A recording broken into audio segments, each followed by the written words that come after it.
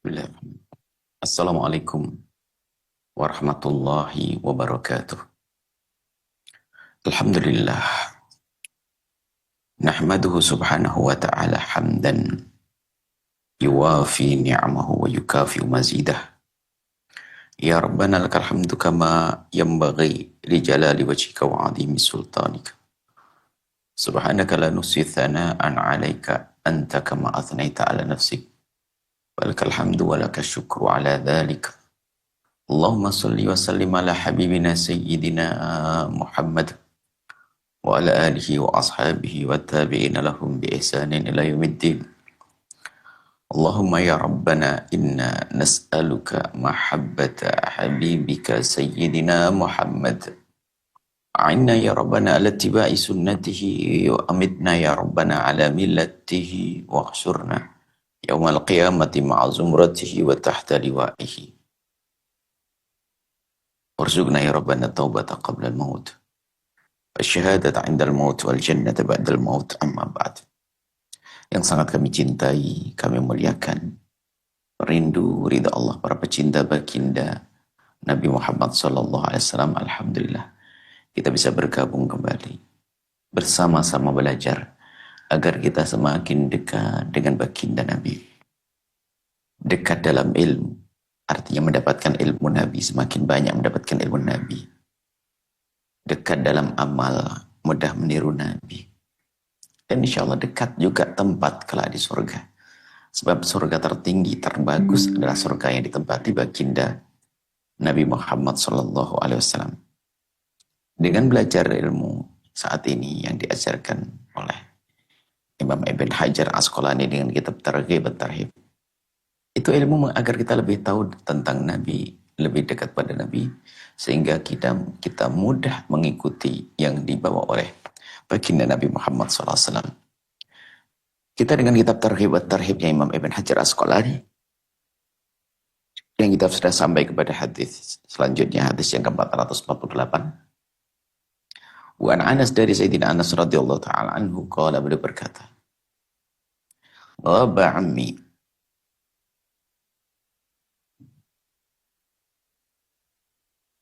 telah ghaba itu gaib, tidak hadir, ammi Anas bin Nadhr an qitali Badrin. Pamannya Anas bin Nadhr, seorang sahabat namanya Anas bin Nadhr, itu di perang Badar tidak bisa ikut karena satu hal. Bukan karena tidak mau perang, karena perang Badar itu bukan tujuan perang. Karena waktu itu tujuan baginda Nabi adalah dengan rombongannya bukan untuk berperang. Sehingga banyak sahabat yang senang berperang tidak ikut juga saat itu. Termasuk ini, Sayyidina Anas bin Nadhr. Faqala ya Rasulullah, kemudian dia bertanya, ya Rasulullah, ghibtu an awwali qitalin qataltal musyrikina. Aku tidak bisa ikut serta di dalam peperangan pertama yang kau lakukan ya Rasulullah, di dalam memerangi kaum musyrikin. Aku tidak bisa ikut. Lain asyhadiyannallahu qitalal musyrikin. Sungguh seandainya Allah nanti mempertemukan aku sehingga aku bisa menyaksikan sebuah peperangan dengan kaum musyrikin, la yarayannallahu ma asna. Maksudnya sungguh Allah akan melihat apa yang aku lakukan. Maksudnya apa? Beliau tidak bisa mengikuti waktu di perang Badar, tapi beliau berjanji, kalau nanti ada perang lagi, niscaya aku akan melakukannya. Allah akan melihatku, aku telah melakukan satu peperangan. Ikut berperang. Rindu lain untuk berperang. Bukan bersyukur, alhamdulillah, nggak ikut perang, aman, enggak. Merasa ketinggalan. Walamma kana yaum Uhud, tatkala terjadi perang Uhud, wal kasyafal muslimuna, dan setelah selesai karena perang Uhud adalah kaum muslimin menang. Kemudian setelah itu ada pelanggaran daripada Rumat, pelempar panah dan tombak, sehingga mendapat serangan baru, sehingga waktu itu sempat porak-poranda kaum muslimin. Dan setelah tenang keadaan itu, setelah tenang, qala lahum Allahumma a'tadhiru ilaika mimma sana'a haula. Ini Baginda Nabi berkata, "Ya Allah, aku memohon maaf kepadamu terhadap apa yang mereka lakukan dari para sahabat-sahabat. Wa abra'u ilaika mimma sana'a haula, dan aku juga berlepas tangan dari apa yang mereka lakukan yang dilakukan oleh kaum musyrikin."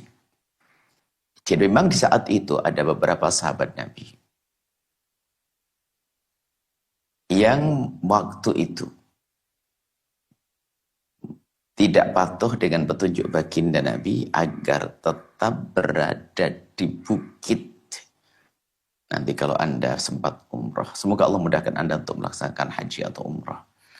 Anda akan pergi ke Madinah dan menjadi satu rutinitas para pengunjung Madinah adalah kunjung ke Uhud.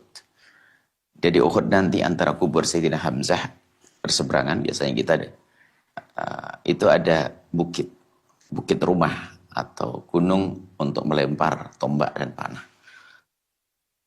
Nabi merintahkan agar kalian tetap di sini dalam keadaan apapun, mereka akhirnya turun.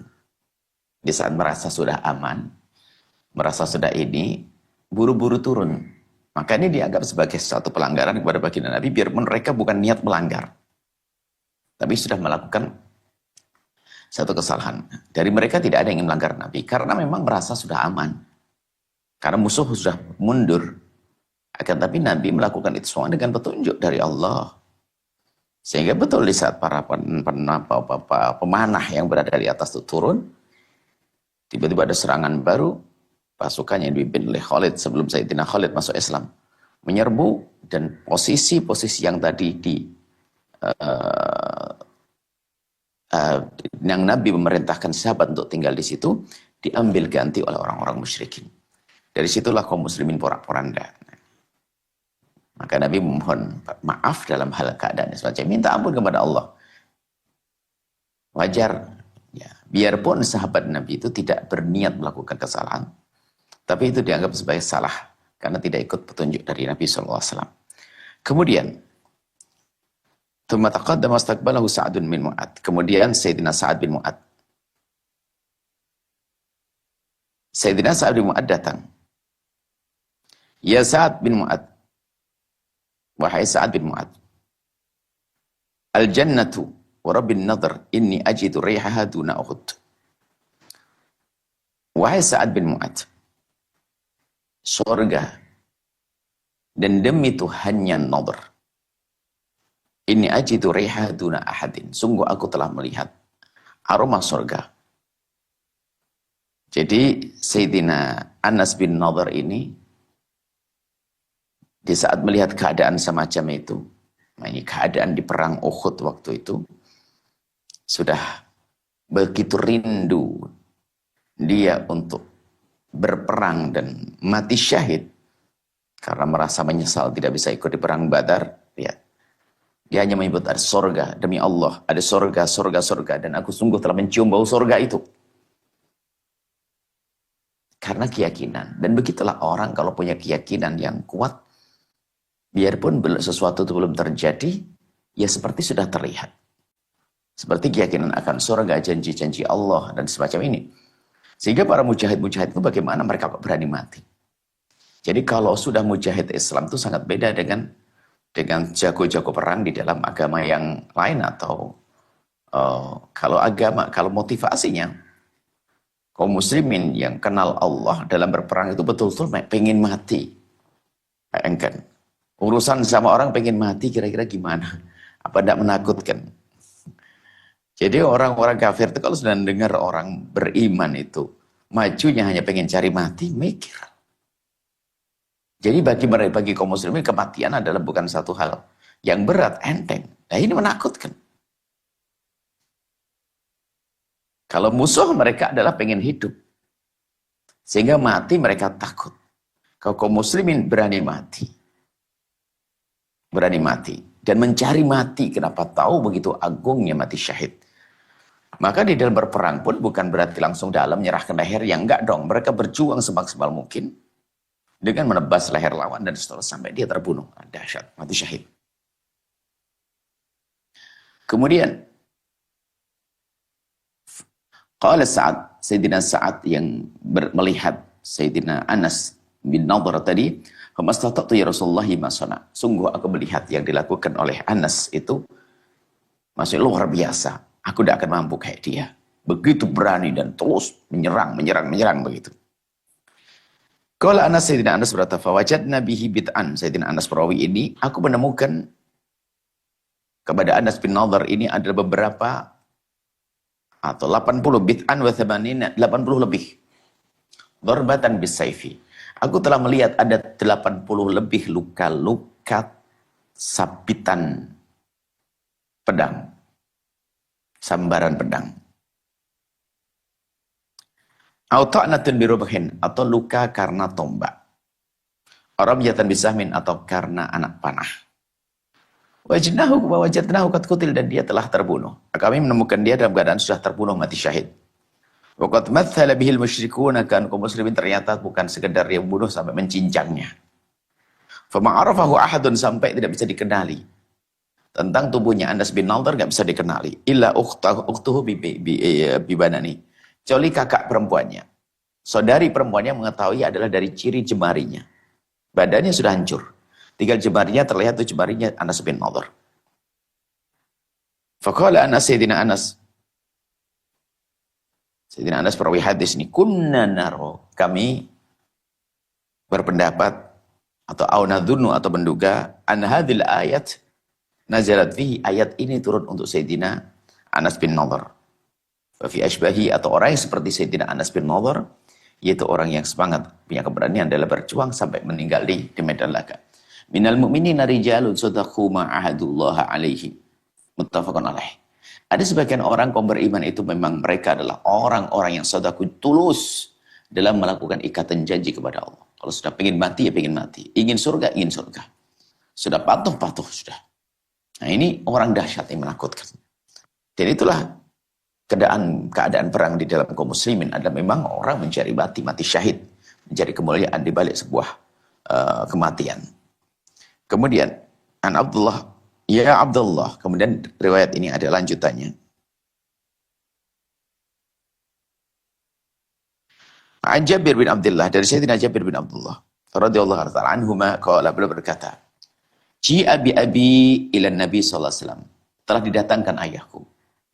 Sayyidina Jabir bin Abdullah didatangkan ayahnya ke bagian Nabi. Waqad muthila. Jadi telah dicincang, telah ditusuk-tusuk. Fawudi abaina yaitai, diletakkan di hadapan Nabi. Ini cerita tentang keadaan orang mati syahid, atau begitu beraninya orang zaman itu sampai mati syahid. Nyawa mereka ringan untuk dakwah, untuk berjuang. Qad muthila fawud bihi wa wudi abaina yadayhi min baini yadayhi, dan telah dicancang dan diletakkan di hadapan baginda. Fadhahabtu akshifu an wajhi, dan aku mencoba untuk melihat wajahnya. Fanahani qaumi, kaumku melarang, jangan. Aku ingin melihat, mengenali wajahnya, wajah ayahku. Wa sami'a sauta sarikhatin, kemudian ada yang suara menjerit. Wa qila ibnatu amrin, yaitu autu amrin. Jadi Amr saudaranya. Jadi ukhtu Amrin bin Jabir bin Abdullah. Ukhtu Amrin bin Abdullah. Jadi ukhtu Amrin. Jadi ada Amr. Jadi ibnatu Amrin, anak perempuannya Amru. Jadi Sayyidina Jabir bin Abdullah ini, bin Amru, jadi gitu. Jadi saudaranya yang meninggal itu. Saudaranya yang dicincang tadi itu. Yang sangat mengenalinya. Jadi kalau saudari tahu karena sudah bermain dari kecil dan sebagainya. Jadi saudarinya daripada yang meninggal tadi, ayahanda daripada Abdullah, Jabir bin Abdullah. Jadi saudaranya Abdullah tadi, yang meninggal tadi. Yang mengenalinya, Sorehah itu adalah menjerit karena tahu. Itu loh. Mengenali. Faqala lima tabki. Kemudian berkata, kenapa kau menangis? Awla tabki. Kemudian Sayyidina Jabir berkata, jangan menangis. Enggak usah menangis. Jangan menangis.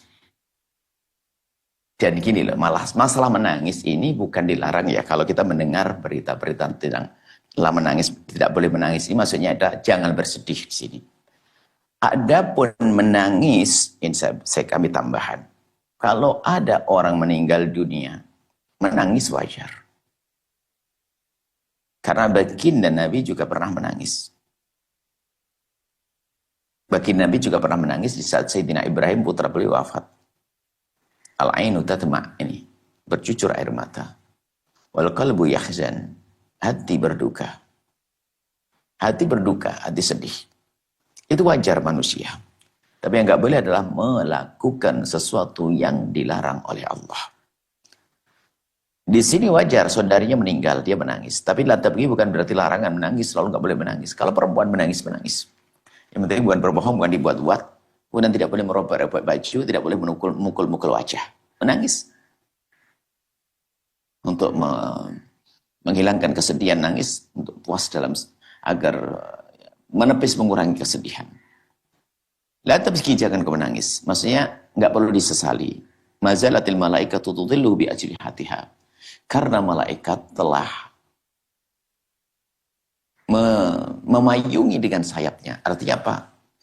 Malaikat itu adalah bangga. Jadi kalau memayungi dengan sayapnya itu kalau orang itu mungkin hormat dan sebagainya gitu. Kalau orang itu kan dengan mengangkat tangannya tanda hormat dan sebagainya. Kalau malaikat itu adalah tanda ridho, tanda senang, tanda hormat dengan orang-orang yang semacam ini. Artinya apa? Saudarimu itu orang mulia, orang yang tak angkat derajatnya. Malaikat pun hormat kepada dia, maka enggak usah bersedih. Dia adalah orang mati syahid, tempatnya adalah di surga. Dan ini masih banyak tentang ini, nanti bicara tentang begitu beraninya orang-orang zaman dulu dalam berperang. Karena apa? Karena keyakinannya akan begitu besarnya keutamaan daripada orang yang mati di medan lahka yang bersyahid. Wa anhu radhiyallahu ta'ala dari Sayyidina Jabir juga radhiyallahu ta'ala anna Nabi sallallahu alaihi wasallam bagi Nabi qala lahu, berkata Nabi kepada Sayyidina Jabir, lamma ji'a bi abihi, tatkala dibawa ayahnya. Baginda Nabi bercerita, waktu ayahnya didatangkan kepada baginda Nabi dalam keadaan dicincang dan penuh dengan luka. Ya Jabir, wahai Jabir, kabar gembira. Nabi berbicara begini, mengucapkan ini ya tentu dengan wahyu. Ya Jabir, ala ukhbiruka ma qala Allah li abik. Ya Jabir, Allah ngomong apa tentang ayahmu? Dan apa yang dikatakan Allah kepada ayahmu? Qultu bala, ya Rasulullah, tentu dong. Aku pengen tahu apa yang terjadi antara ayahku dengan Allah. Qala, bagi Nabi menjawab, ma kalama Allah ahadan illa min wara'i hijabin. Allah tidak pernah berbicara pada seseorang kecuali wara'i hijab, artinya tidak secara langsung. Melalui pesan-pesan, melalui baginda dan seterusnya, tidak secara langsung. Atau wara'i hijabin artinya tidak secara langsung. Allah berbicara kepada hambanya, termasuk nanti di saat berada di surga dan seterusnya. Tidak secara langsung. Akan tapi di balik hijab. Artinya ada seorang hamba diberi kesempatan berbicara dengan Allah nanti. Akan tapi caranya wallah hanya Allah yang tahu. Suatu ketika kalau orang sudah masuk surga, di surga masuk surga, ada kisah berbicara dengan Allah, itu adalah min wara'i hijabin.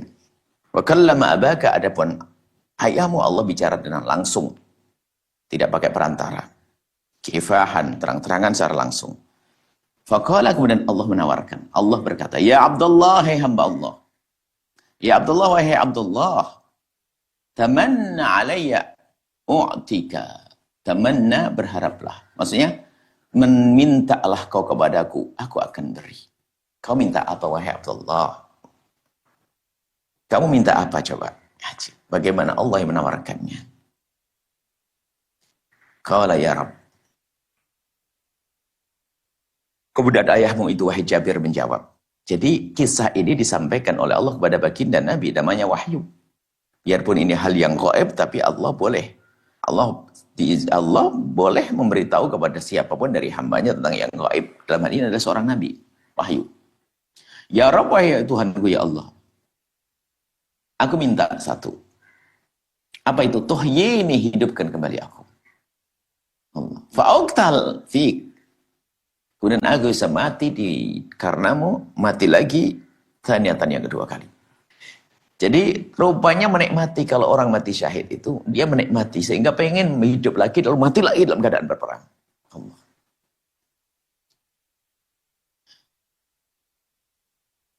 Qala, dan Allah menjawab, innahu sabaqa minni annahum ilaiha la yarji'un. Akan tapi sudah merupakan ketentuan dari Allah, siapapun orang yang telah meninggal dunia nggak akan kembali lagi. Itu sudah ketentuan, nggak ada. Orang meninggal dunia urusan dengan alam barzahnya, tidak ada kembali lagi.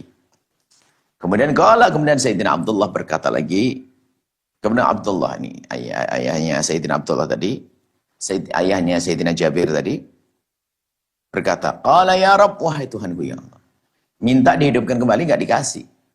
Karena memang kalau orang sudah masuk, sudah meninggal, selesai, nggak ada yang hidup lagi.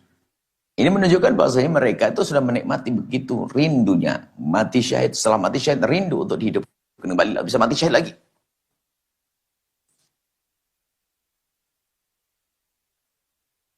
Qala kemudian, ya Allah, kalau memang aku sudah tidak bisa kembali lagi, aku minta ini. Fablih man warai. Sampaikan kepada orang yang sampaikan kepada orang setelahku. Maksudnya, ya Allah, beritahu kepada mereka agar mereka semangat untuk menjadi orang seperti aku. Beritahu orang yang masih hidup, begitu agungnya mati syahid. Maksudnya, biar orang anak-anaknya, keluarganya, orang-orang dekat dengan Sayyidina Abdullah ini, sehingga Sayyidina Abdullah minta, ya Allah, sampaikanlah kepada mereka tentang keadaanku yang indah ini. Biar mereka juga rindu menjadi seperti aku. Lalu turunnya ayat, وَلَا تَحْسَبَنَّ الَّذِينَ قُتِلُوا فِي سَبِيلِ اللَّهِ أَمْوَاتًا بَلْ أَحْيَاءٌ عِندَ رَبِّهِمْ يُرْزَقُونَ. Ya. Jangan kau mengira bahwasanya orang mati syahid itu mati. Tidak. Mereka tidak mati, akan tapi mereka hidup dan mendapatkan rezeki dari Allah. Artinya, kehidupan setelah mati syahid lebih dahsyat lagi, lebih indah lagi. Seenak-enaknya kehidupan di dunia tidak bisa mengalahkan hanya sekelumit daripada kehidupan di alam barzah bagi orang yang mati syahid. Kemudian dari Jabir radhiyallahu anhu qala, dari Sayyidina Jabir bin Abdullah, beliau berkata, qala rajulun, seorang laki-laki berkata, ya Rasulullah, wahai Rasulullah, ayul jihadi afdal, jihad seperti apa sih yang paling utama? Jihad kayak apa yang paling penting? Paling penting jihad. Jadi orang jihad kan macam-macam. Saya pengen jihad tertinggi.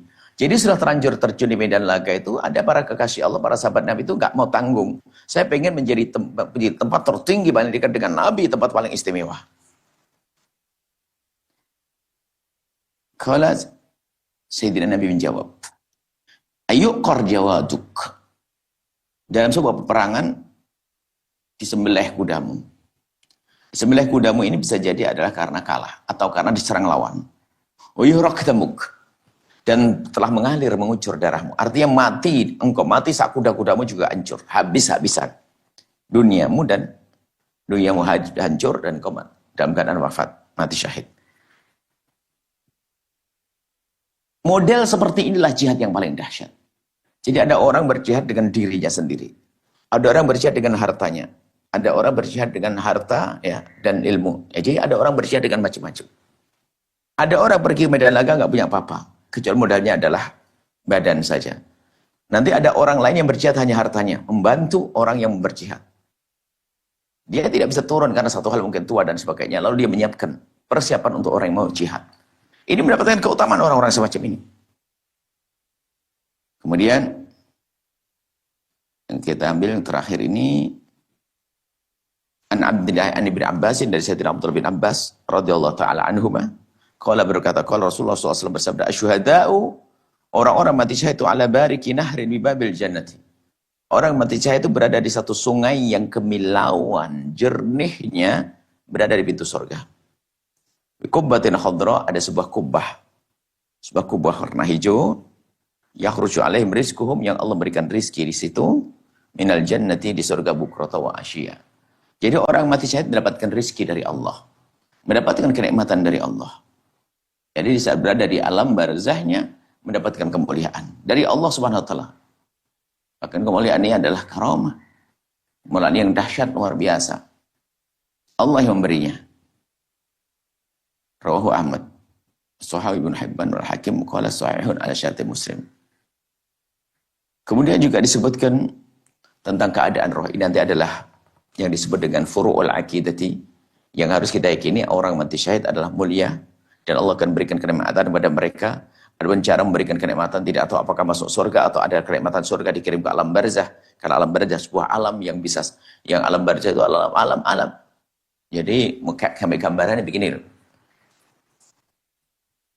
Alam barzah ini dengan alam dunia ini gambarannya seperti, perbandingannya seperti antara alam rahim dengan alam dunia. Anda bisa membedakan alam rahim Anda itu kan sempit di rahim ibunda. Alam dunia luas. Sehingga alam rahim dibanding alam dunia, ya nggak ada apa-apanya dong alam rahim. Alam dunia seluas ini. Ternyata alam dunia nanti, alam dunia ini dibanding di alam dengan alam barzah. Alam barzah adalah seperti perbandingan antara alam rahim dengan alam dunia. Begitu jauhnya. Jadi alam barzah yang dahsyat itu. Dunia hanya nyempil kecil. Nah, di alam barzah ini, di mana alam barzah? Ada. Seperti halnya surga juga ada. Urusan kita dengan Allah. Bukan berarti di mana tempatnya, enggak. Bukan alam, ya alam, beda alam. Alam barzah, bukan alam dunia, ini dunia. Adapun kuburan untuk menyimpan jasad saja itu. Alam barzah bukan itu. Alam barzah bukan kuburan. Nah, mereka ini, orang-orang yang mati syahid, nyaman hidupnya. Dia mendapatkan kenikmatan dari Allah. Nah, inilah yang jelas mendapatkan kenikmatan dan mendapatkan kehidupan dari Allah Subhanahu wa taala, diberi kehidupan. Itu yang harus kita yakini. Adapun nanti ternyata tinggal rohnya di mana dan sebagainya, ini memang banyak riwayat-riwayat, tapi akan tetapi kesimpulannya adalah bahwasanya kita harus yakin bahwasanya para orang mati syahid adalah dimuliakan Allah dengan kemuliaan yang sesungguhnya. Nah, ini kemudian dari Sayyidina Ka'ab bin Malik radhiyallahu anhu, qala Rasulullah SAW bersabda, inna arwaha syuhada, sesungguhnya roh para orang mati syahid fi ajfafi tairin, di dalam perut, di dalam burung-burung. Allah ciptakan burung-burung, kemudian orang mati syahid di tempat atau di ajfafi, roh-rohnya itu berada di dalam burung-burung tersebut. Burung-burung yang berwarna hijau. Kemudian ta'luku fi tamratil jannati, kemudian singgah hinggap di buah-buah surga atau di pohon-pohon surga. Ini tentang, sampai dikatakan para ulama, apakah secara hakikat atau gambarannya tentang bebasnya mereka itu untuk melanglang berada di surga. Seperti nanti ada riwayat tentang Sayyidina Ja'far At-Tayyar, paman Sayyidina Ja'far At-Tayyar itu adalah salah satu sahabat Nabi SAW, sepupu Ja'far bin Abi Thalib ya. Adalah sepupu Nabi yang perang sampai dipotong tangannya oleh lawan, sehingga Nabi menjawabkan dia akan diganti dengan sayap. Sehingga disebutkan bahasanya, dengan sayapnya inilah nanti dia berjalan-jalan di surga. Seperti itu. Artinya maknanya apakah benar berada di dalam sebuah burung? Yang jelas, kalaupun rohnya di dalam burung, burung yang berkeliaran di dalam surga. Bisa hinggap di pohon-pohon surga. Nah, para ulama menjelaskan itu adalah furu' akidah. Yang itu adalah bisa orang berbeda pendapat tentang cara keadaan di surga. Yang harus kita yakini, dan ini disepakati bahwa orang mati syahid itu mendapatkan rezeki dari Allah. Adapun cara penyampaian rezekinya adalah wallahu a'lam bishawab. Ini harus kita yakini. Nah, ini harus kita yakini bahwa mereka mendapatkan surga dari Allah Subhanahu wa taala, mendapatkan kenikmatan. Nanti akan disebutkan ini. Kita lanjutkan satu hadis lagi. Wa an Masruq qala sa'alna Abdullah, aku berkata kepada Sayyidina Abdullah wa Ibn Mas'ud an hadhil ayah, wa la tahsabanna alladziina qutilu fi sabilillahi amwatan bal ahya'un 'inda rabbihim yurzaqun. Tentang ayat ini bagaimana? Wa qala ama ana qad sa'alna an dzalika Rasulullah. Sayyidina Abdullah bin Mas'ud, tentang ayat ini aku bertanya pada Rasulullah SAW. Bagaimana orang mati syahid itu mendapatkan rezeki dari Allah, dia punya kehidupan baru lagi selain kehidupan dunia. Ada kehidupan alam barzah. Arwahum fi jawfi tairin, rohnya di dalam rongga burung, ada dalam burung. Lah qanadilu, ada qanadil kindil. Kindil itu semacam gantungan kalau ada lampu zaman dulu itu diletakkan di tempat-tempat itu. Di tembok itu ada, mungkin ada orang tahu rumah kuno atau rumah hari ini yang kesannya cantik, unik, itu ada pintu. Lampu tapi tidak di tengah begini. Di pinggir-pinggir begitu yang tampak indah, cantik. Itu kanadil kindil. Kalau dulu lampu keplek yang digantung begitu. Nah, itu gambarnya seperti tempat-tempat burung-burung yang disitulah rohnya orang mati syahid. Lagi-lagi ini para ulama juga menjelaskan apakah betul semacam itu. Apa maksudnya adalah mereka bebas telah di surga. Berada di surga untuk keliling menikmati surga. Baik, kemudian. Fattala ilaihim rabbuhum. Tasrah minal jannati haitsu sya'at. Dia berjalan. Nah ini loh keterangannya bahasanya.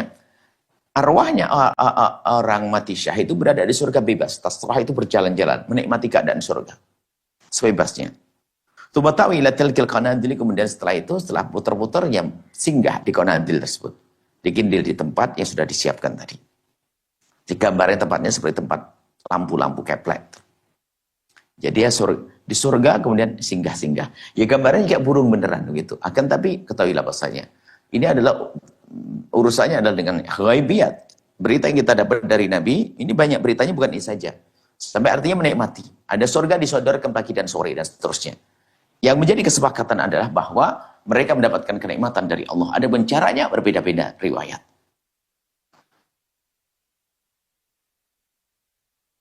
Kemudian lanjutannya mana tadi? Fattala ilaihim rabbuhum ittila'atan.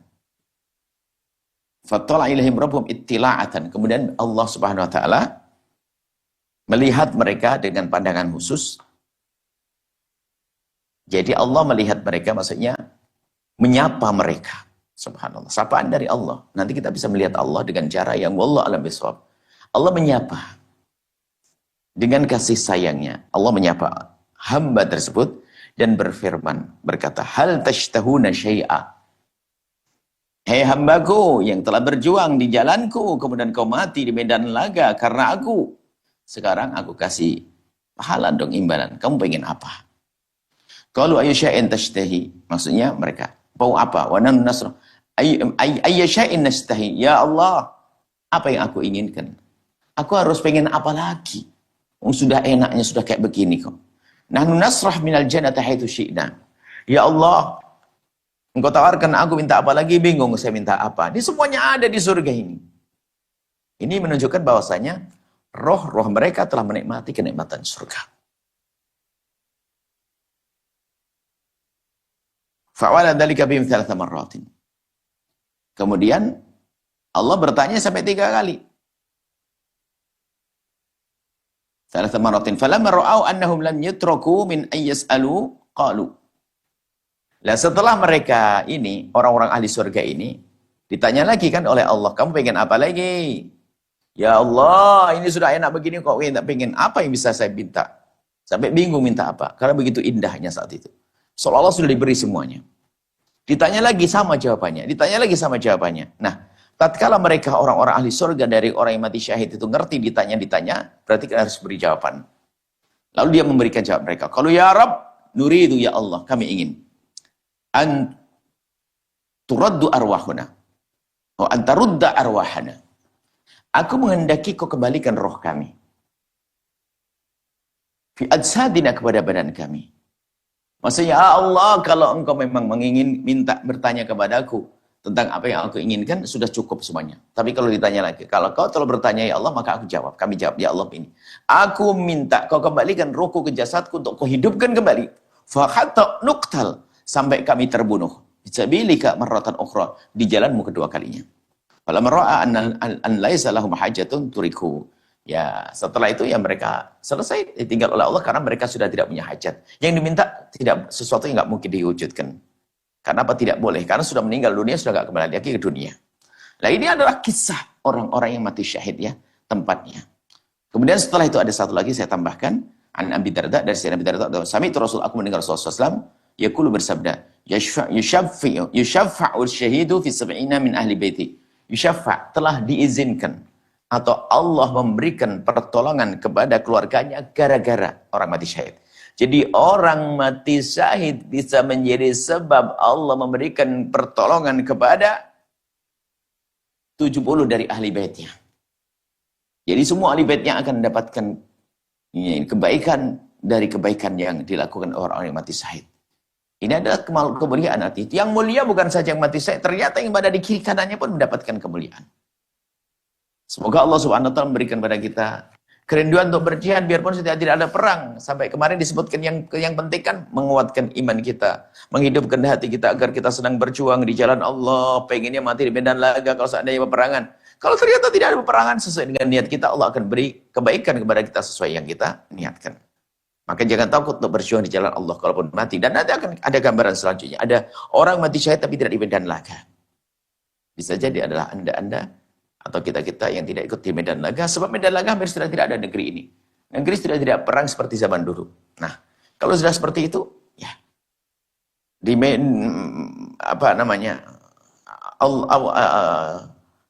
Keadaan zaman ini, kita sudah tidak ada peperangan lagi.